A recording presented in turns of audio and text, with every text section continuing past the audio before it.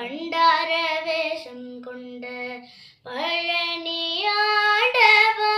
சிரித்திடும் சிக்கல் சிங்கார வேலா சேவர் கொடி கொண்ட